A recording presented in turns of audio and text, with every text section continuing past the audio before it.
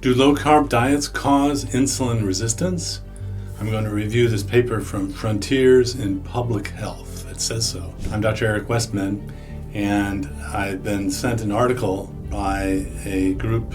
So first, who's the group that does the article? Now, I know that's a little bit, in the in crowd, but it makes a difference. If there's a group, say an academic center that's well-known, well-respected, been doing something for years and years, you're going to have a little more sense of they're probably going to do things right. If it's a group who presents a publication, does a research paper, and you haven't heard them, or it's not from a major place, then you're going to want to, be a little more careful. But of course, you're going to critically appraise or read the article very carefully. So this is an article in the Frontiers in Public Health. It's an original research paper. It was published in March 16, 2023, and the title is Low Carbohydrate Intake Correlates with Trends of Insulin Resistance and Metabolic Acidosis in Healthy, Lean Individuals. So if you didn't know and watched my other videos, forgive me if I repeat myself, my training is in academic medicine, general internal medicine, evidence-based medicine, and I went to McMaster, which is an evidence-based mecca, back before it was called evidence-based medicine. So I've been living and breathing clinical trials and reading clinical trials and critiquing them, writing papers and grants to get the money to do the studies and the papers, and I've reviewed papers. Suffice it to say that I can look very carefully, and even at the beginning of this paper, so I want to share some tidbits on how to look at studies, and for the true geeks, teach you some of the ins and outs of the nuance of statistics. If you want to know, I'm a master's level biostatistician from Duke University, and I've been at Duke for 30 years. So the title should not tell the result of the paper. So that's the first thing that you can see, that this was not vetted, meaning the peer review process wasn't high enough quality of reviewers to say, hey, you have to change the title and take away what you think the results are from the title.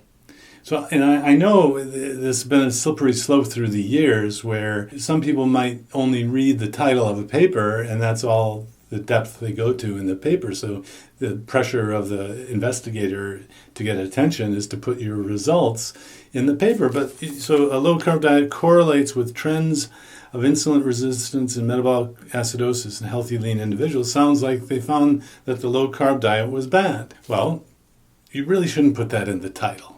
So that tells me that the level of journal, the quality of the peer review was not the highest.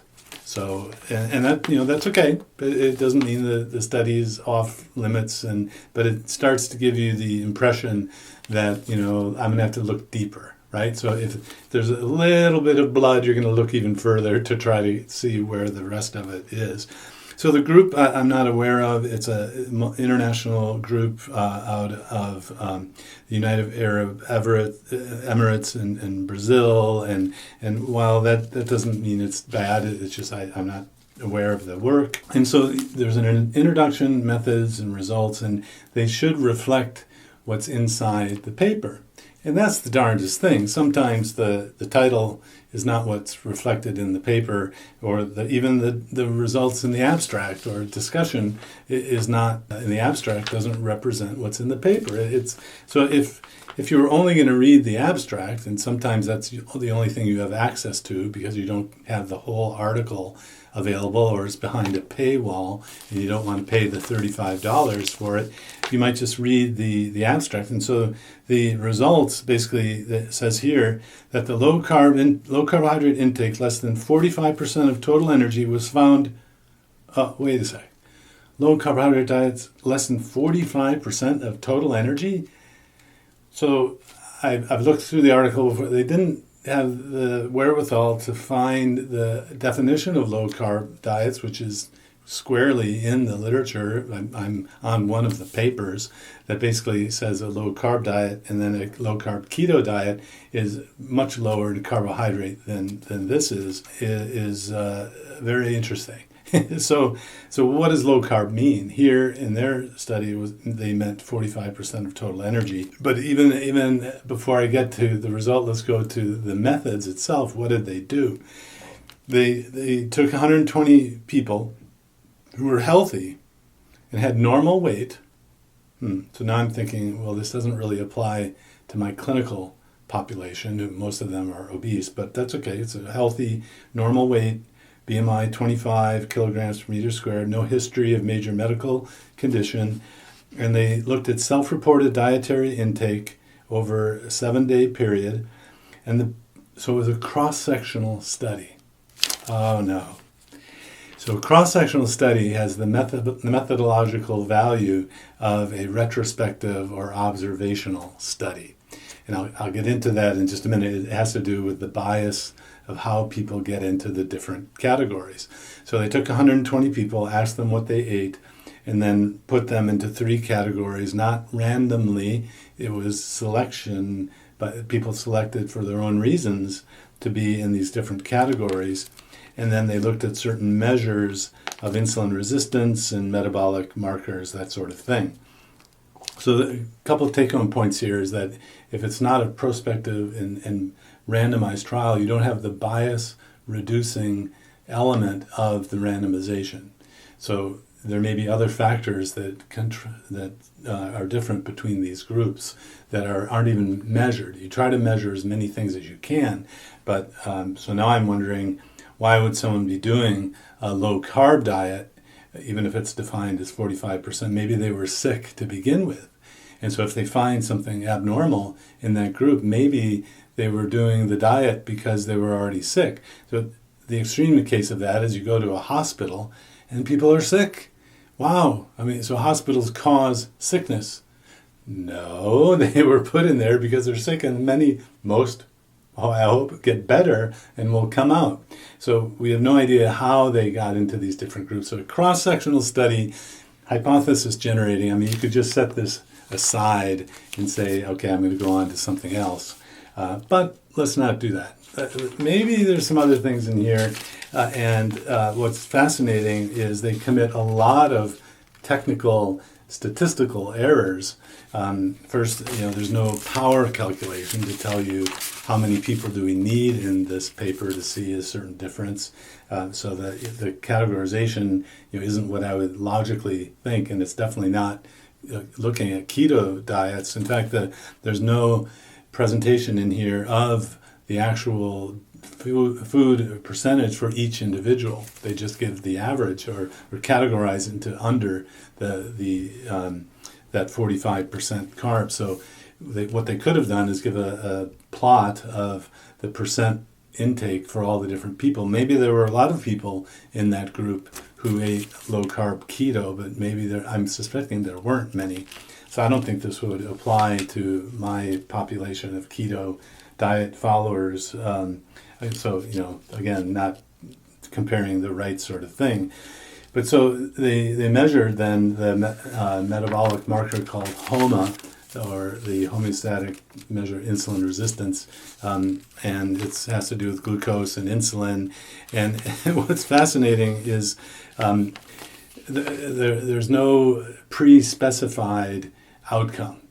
So what's happening is that there's a statistical way to be sure that you have, or be less sure that something happened not by chance, so systematically. So a bias eliminating procedure, the randomization is missing, it's cross-sectional, and they didn't pre-specify an outcome, which then would allow for a p of 0.05.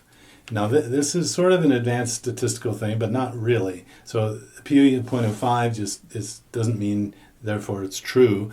It means it's unlikely that it happened by chance alone. It just protects you, 1 out of 20, 5 out of 100 chances that you're reducing the chance that it happened by chance, and it was actually from the intervention or the observation. So often you'll see P of 0.05 or 0.04 or 0.01, but they're checking now more than 50 different things. They're looking at different things. And so there's a way, this is called a problem of multiple comparisons.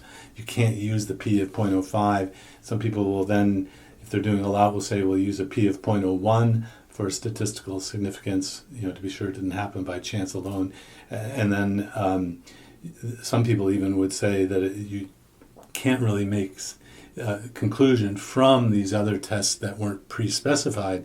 They become hypothesis generating things. So you wouldn't, so there are 50 different inflammatory markers measured, and a couple of them looked worse for the low carb group. That doesn't mean that it was worse. It just means that it's possible, and you want to test it again in another data set if that's the first time you've seen it. So that error of multiple comparisons and not adjusting for it is quite common. So I'm thinking this group is not all that sophisticated statistically, at least for randomized trials or even cross-sectional studies like this. But when you look at the figure 1, and this is kind of the meat of the article. You look at the figure, and a box plot is a way to give the information so you can compare visually the different groups. And when I compare the groups visually, they look pretty similar. It's not like one is a lot different than another. Again, we don't know how these people chose to do these different dietary levels. And what's fascinating is all of these pretty much are in the normal range. So remember, this is healthy people, normal BMIs, and all of the insulin resistance numbers are really, regardless of the groups, are in the normal range. And so this trend toward insulin resistance is in the normal range still. I don't understand, and then looking at all of the different things that are measured, and the p-values really are pretty meaningless. And the box plots are like, just or graphs it's like buckshot, not showing really any significant trends visually either. This is kind of like a fishing expedition to find some things that would be different or bad I'm really kind of underwhelmed with the data, the methodology, and the data collection. In fact, the language in the text, not the abstract and not the title, but in the text is more accurate. We presented the low-carb diet presented with the trends of insulin resistance syndrome. They didn't have insulin resistance. And the difference was still so small in the normal range that it was hardly statistically significant, even without multiple comparisons. And then I always like to look at the language of how people just write things. And here, this one kind of leapt out at me. This is in the discussion. It is irrefutable that any diet based on restriction and exclusion of certain foods will induce a possible increase of risk in mineral deficiencies and electrolyte imbalance. What, irrefutable? Wait, are these scientists? So weak methodology. It's just amazing how much money it takes to do one of these things. And they really found that whether you if you didn't know how people got into a certain category of carbohydrates, the results were pretty much the same. And the metabolic acidosis piece to it, they didn't measure blood pH. They infer, and this is sort of a technical blood testing sort of thing, that if you measure the bicarbonate in the blood, you infer that there's some metabolic acidosis, but it's not necessarily true. The bicarbonate can be buffering the acid that's in the blood so that the pH is actually normal and there's no acidosis. So it's a leap to go from a bicarbonate level being a little bit low to presence of acidosis. And they didn't check the acidosis, but certainly in the title of the paper they said Low-carb intake correlates with trends of insulin resistance and metabolic acidosis in healthy, lean individuals. Not impressed with this one. And if you were selected out to have had metabolic problems, insulin resistance, diabetes, this really doesn't apply to you because it's looking at otherwise healthy people. I assume that, although the detail isn't there, that they haven't had a weight loss journey or trajectory. So I guess what they're trying to see is if a low-carb diet would be bad for those who don't have the insulin resistance, and in a kind of poor methodology with a weak spread or change among the outcome, it really doesn't say what the findings say. The data are not really used to make the conclusion. The conclusions are not supported by the data presented. So I guess to boil it down, the first rule of reading an article to know what quality it is, the results shouldn't be in the title. That's conclusion number one from this paper. And that would be a reason to say, maybe I won't read this one. But I wanted to read it for you and get you up to speed on some of the tips on how to look at research papers. If you like this, press like, the subscribe, ring the notification bell. If you don't have my top 10 tips on how to start keto right, look in the description.